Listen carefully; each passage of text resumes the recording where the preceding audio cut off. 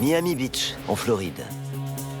Terrain de jeu de la jet set et d'événements météorologiques extrêmes. Oh la vache!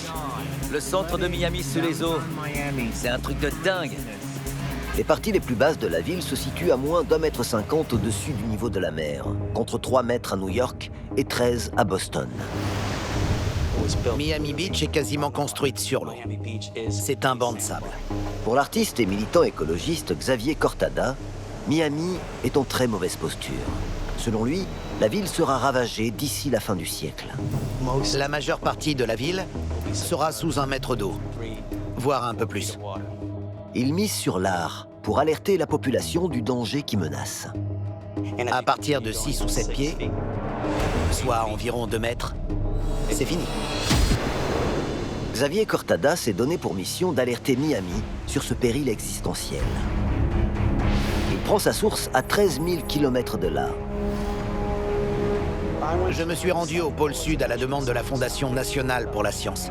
J'avais créé une œuvre qui leur avait plu et ils m'ont proposé de venir. C'était un travail sur le changement climatique. Les chercheurs que j'ai rencontrés là-bas m'ont marqué. Ils m'ont mis face au fait que la glace qui m'entourait menaçait d'engloutir ma ville, le seul endroit que j'ai jamais considéré comme chez moi. À son retour, Xavier prend conscience que Miami se désintéresse du changement climatique. À l'époque, à Miami, on ne parlait pas d'inondation par beau temps. Ce n'était même pas un sujet. C'était à peine si l'expression changement climatique existait. Waouh! Il se passe quoi à Miami? Le terme « inondation par beau temps » est un euphémisme qui désigne un phénomène qui frappe fréquemment Miami. Il n'est dû ni à des pluies, ni à des tempêtes, mais à la hausse du niveau de la mer et à son exacerbation par de fortes marées. En l'espace de 30 ans, ce type d'inondation a vu son nombre doubler le long des côtes américaines. Et la situation est vouée à empirer.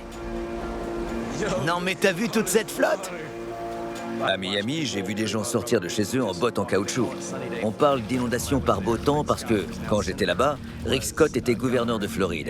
Et il interdisait aux gens de son administration d'employer les termes réchauffement climatique ou changement climatique. C'est pour ça qu'on parle d'inondation par beau temps, alors qu'en réalité, vous avez la mer qui submerge des rues entières. C'est un truc de fou.